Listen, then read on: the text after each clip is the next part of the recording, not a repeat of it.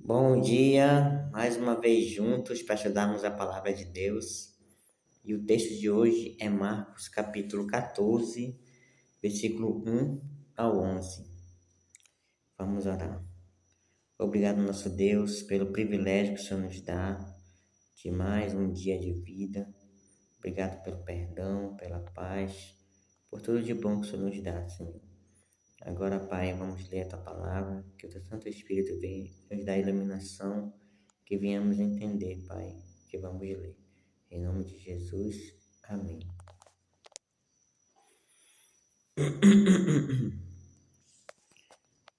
Dali a 2 dias era a Páscoa e a festa dos pães asmos, e os principais sacerdotes e os escribas procuravam como o prenderiam à traição e o matariam, pois diziam: não durante a festa, para que não haja tumulto entre o povo. A Páscoa e a festa dos pães asmos eram comemoradas juntas, né? Nas escrituras, né, principalmente ali no tempo dos judeus, né, o dia começava no pôr do sol. Então, no dia 14, no dia 14, qual era o nome daquele mês? Deixa eu ver se eu encontro aqui. 14 de Nisan, que era o primeiro mês, né? No dia 14 de Nisan, era na parte do dia, né? Era feito o sacrifício, né? Do cordeiro pascal. E na noite daquele dia, para nós, né? Para nós ocidentais, né? Seria a noite daquele dia, né? Era feita a refeição, que incluía o cordeiro e também os pães asmos. Só que para os judeus, já a noite daquele dia já era o dia 15. Por quê? Porque no pôr do sol mudava a data. No pôr do sol terminava um dia e começava o outro, né? Então, Páscoa era no dia 14, a festa dos pães asmos no dia 15. Então, na parte clara, né, do dia 14 e na parte escura do dia 15, que era logo depois do pôr do sol, né? Muito bem. Então, era uma festa que reunia milhares de pessoas, né? Milhares de judeus. Então, eles não queriam correr o risco de do povo se revoltar contra eles, né? Por eles prenderem Jesus, né? Então, era muita gente ali, né? Para eles prenderem durante a festa, né? E nós sabemos que depois a gente vai chegar nessa parte, né? Nós sabemos que todo o julgamento de Jesus, a prisão, tudo foi de forma muito meio secreta, assim, meio irregular, né? Tinha lei lá que regularizava essas coisas aí, foi tudo irregular, né? Para poder fugir da multidão, né? Para fugir desse risco de fazer a multidão se revoltar contra ele, né? Porque muitos seguiam a Jesus. Agora, versículo 3. Estando ele em Betânia, reclinado à mesa em casa de Simão, o leproso, veio uma mulher trazendo um vaso de alabastro com preciosíssimo perfume de nardo puro, e quebrando o alabastro, derramou o bálsamo sobre a cabeça de Jesus. Aqui a gente nota, né, como eu já falei antes, que Betânia e Jerusalém eram próximas, né? Jesus estava ali sempre revezando essas duas cidades, desde sua chegada em Jerusalém, no domingo, né? Ele fica revezando entre essas duas cidades, né? Então aqui parece ou Simão era uma casa, a casa de Simão era uma casa que ele costumava sempre ir, né? Ou ele foi convidado para um banquete ali em sua homenagem, né? Naquela casa, né? O fato é que chegou essa pessoa, né? Essa mulher e derramou esse perfume sobre ele, né? Aí nós temos aqui o nardo, ele era usado para ungir a cabeça, né? Geralmente nos banquetes, né? Os convidados eram ungidos, né? com o perfume, né? Não exatamente o nardo, mas era um costume, né? E parece, né? A gente vê pela leitura de João, parece que o anfitrião ali, Simão, não tinha feito isso com Jesus, né? Aí veio essa mulher e fez isso, né? Há até quem diga, né, que essa mulher era Maria Madalena, né? Uma vez eu vi uma explicação no YouTube, né? O doutor em arqueologia, o Rodrigo Silva, que ele fala sobre isso, né? Ele dá a opinião dele, né? Sobre essa história, né? Então ele sugere que Simão era esposo de Marta, que era irmã de Maria Madalena, e então ali era uma casa que Jesus sempre costumava frequentar, né? Mas enfim, isso aí são detalhes que a gente não precisa acreditar, né? Não precisa concordar, não vai fazer diferença aqui na nossa explicação. Eu só achei uma curiosidade, né, para compartilhar. Então, olha só, versículo 4. Indignaram-se entre si e diziam: para que este desperdício de bálsamo? Porque este perfume poderia ser vendido por mais de 300 denários e dar-se aos pobres. E murmuravam contra ela. Mas Jesus disse: deixai-a, porque a molestais. Ela praticou boa ação para comigo, porque os pobres sempre os tendes convosco, e quando quiserdes, podeis fazer-lhes bem, mas a mim nem sempre me tendes. Aqui é interessante, né? Tem o texto, os outros textos, né, de Mateus e de João, né, que fala sobre esse assunto, né? Lá dá mais detalhes, né? Fala que uma das pessoas que murmurou contra ela foi Judas, né? E essa história aqui deles, mas esse dinheiro é muito dinheiro, poderia ser vendido, esse perfume dado aos pobres, né? E realmente, 300 denários era o salário de um trabalhador durante um ano inteiro, né? Era muito dinheiro mesmo, o perfume era muito caro mesmo, né? Mas Jesus defendeu a mulher, né? E isso dá margem para a gente também pensar sobre um assunto, né? E às vezes eu vejo comentários, né? Tenho anos, né? Na igreja, então eu já ouvi comentários de pessoas falando sobre ah, é, as pessoas, os pastores são gananciosos, as igrejas pegam dinheiro dos fiéis, podendo dar o dinheiro para os pobres, aí pega dinheiro para os pastores, não sei o que. Ficam fazendo comentários, né, maldosos, né?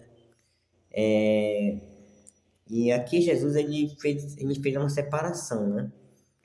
Então ele disse: os pobres sempre tende convosco, mas a mim nem sempre o tendes, né? Porque era costume naquela época, né, eles darem presente para os pobres na véspera da Páscoa.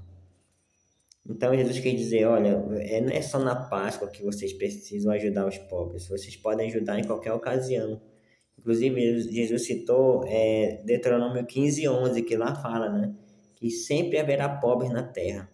Então, uma forma de Deus também, esse também, apesar de ser uma coisa negativa, né? Deus prometeu que não haveria pobres entre o seu povo se o seu povo obedecesse seus mandamentos, mas como a obediência não é perfeita, né? Sempre há pobres, né? Inclusive na igreja. Então isso acaba sendo uma forma de Deus também testar nossa bondade. Sempre haverá pobres na igreja, né? Então Jesus não estava negligenciando aqui o cuidado aos pobres, ele estava apenas estabelecendo uma prioridade. Porque, por exemplo, na igreja que eu frequento, né, existe essa distinção entre dízimos e ofertas. Dízimos é para pagar obreiros e pastores, né? E ofertas, nas ofertas pode usar para todos os outros fins, né? Construção da igreja, ajudar os necessitados e muitos outros fins, né? Então, Jesus estabeleceu também essa prioridade. Então, aquele momento era importante, né? Se for para me escolher entre Deus e os pobres, né? Vou escolher a Deus, né? Mas existe lugar para os dois, né? Existe o momento, oportunidade para os dois. Então, há quem faça isso, né? O meu dízimo vou dar todo para os pobres, né? Mas vamos estudar a Bíblia, né? Falar sobre o dízimo, como eles eram usados, né?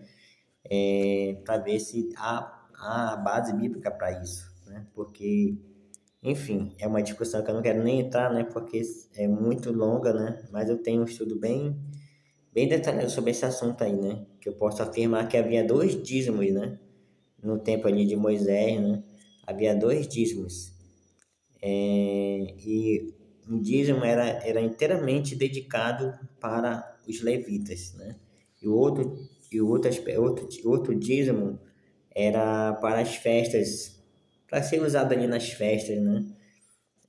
Como a Páscoa, entre outros, né? Aí, como parte, né, da celebração da festa, era usado também para os pobres, né? Ou seja, tinha pessoas que não tinham família com quem celebrar a Páscoa, não tinham condições financeiras, né, de preparar uma refeição da Páscoa, outro tipo de refeições ali, que sempre as festas incluíam refeições, né?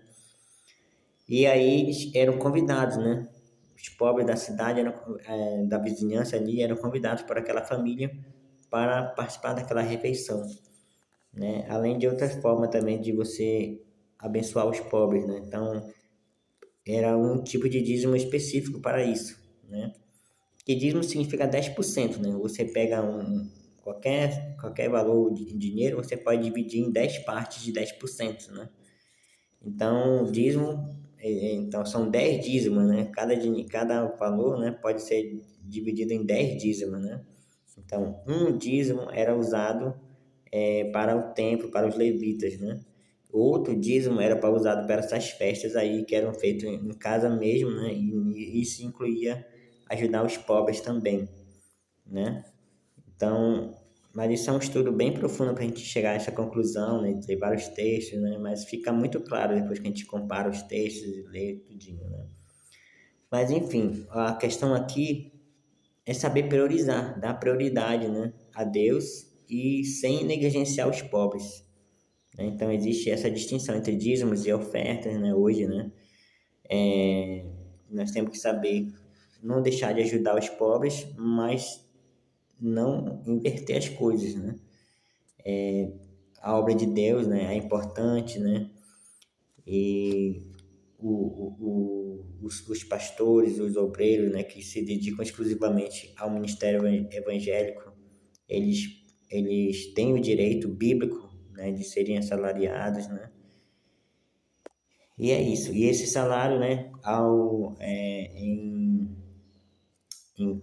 esse salário, em acordo com o Antigo Testamento, né, como da forma que eram usados os dízimos, né, esse salário provém dos dízimos, né? Bom, pelo menos na minha igreja é feito assim, né? Então, continuando aqui a leitura, versículo 8, né? Ela fez o que pôde, antecipou-se a ungir-me para a sepultura. Em verdade eu vos digo, onde for pregado em todo o mundo o evangelho, será também contado o que ela fez para a memória sua, né?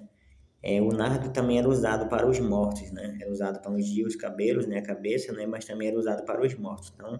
Então foi duplo ali o que a Maria fez, né? O que a mulher fez, né? Não posso afirmar 100% que foi Maria, né? Mas foi duplo, né? Essa ação dela, né? Tanto foi uma homenagem que era prestada aos convidados da festa, né? Que era ungir a cabeça, mas como também uma preparação para a sua sepultura, né? Que estava próximo ali, né? Sua morte, né? E o versículo 10 e 11. E Judas Iscariotes, um dos 12, foi ter com os principais sacerdotes para lhes entregar Jesus. Eles, ouvindo, alegraram-se e lhes prometeram dinheiro. Nesse meio termo, buscava ele uma boa ação para o entregar. Então aqui, porque eu estendi a leitura até o versículo 11? Para mostrar aqui que essa é mais uma história em formato de sanduíche, como a gente falou no capítulo, começa no capítulo 3, parece a primeira história em formato de sanduíche, né? Então, no livro de Marcos são várias, né? Essa já é a quinta, né? Que é uma história que inclui uma história no meio dela, né? Então, Por exemplo, versículo 1 e 2 começa falando sobre os principais sacerdotes que estavam planejando como matariam Jesus, né? Aí do versículo 3 até o versículo 9 fala dessa mulher que ungiu Jesus em Betânia. Aí do versículo 10 e 11 volta novamente a atenção para os sacerdotes, né? Incluindo ali Judas Iscariote, tramando junto com eles ali matar Jesus, né? No caso, Judas tramando trair Jesus ali em, em acordo com os sacerdotes, né? Então, nessa história em formato, sempre quando tem uma história em formato de sanduíche, sempre há um contraste entre ações de pessoas, né, personagens, né? Então, o contraste aqui é a ação da mulher em oposição à ação de Judas e dos principais sacerdotes, né? Então, enquanto essa mulher queria ungir Jesus, queria homenagear Jesus, né? Agradecer Jesus, né? Pelo perdão dos seus pecados. Já Judas e os sacerdotes já queriam trair Jesus, matar Jesus, né? Então, e para finalizar também, né? Essa história, essa mulher que foi acusada de desperdício, né? Ela simboliza também Jesus, Deus, né? Porque o sacrifício de Jesus, para muitos, pode ser considerado um desperdício, porque ele proveu o sacrifício para toda a humanidade ser salva. Toda, né? Desde Adão até o último humano que ainda irá nascer. Se todos se arrependessem, todos teriam direito à salvação pelo sacrifício que Jesus fez. Mas o fato é que muitos não vão se salvar. Então, quer dizer, é como se tivesse sido um desperdício, né? Jesus não morreu só por uma certa quantidade de escolhidos, ele morreu por todos, né? E aí cada um pode escolher se quer ser salvo ou não, né? Então, aí também podemos ver o desperdício, né? Mas é claro, entre aspas, né? Não mas Deus, ele agiu correto, né? Dando oportunidade para cada um. Aí agora cada um é que decide se vai desperdiçar ou não esse grande amor que ele teve para conosco. Amém? Então que a minha sua escolha, né, seja aproveitar, né? E que possamos estar ao lado dessa mulher, né? Que decidiu honrar a Jesus em vez de o trair. Amém? Vamos orar. Obrigado, Pai querido, por mais esse dia de aprendizado, mais essa leitura. Nos abençoe, Pai, durante este dia que venhamos meditar, Pai, no sacrifício do Senhor e nessa ação, nessa boa ação dessa mulher, Pai, que possamos aprender mais lições espirituais e aprender, Pai, também a fazer essa separação, Pai, dar prioridade a Ti, sem também negligenciar o cuidado com as pessoas mais pobres ao nosso redor, Senhor. Obrigado por tudo, ficar conosco. É o que pedimos e agradecemos em nome de Jesus. Amém.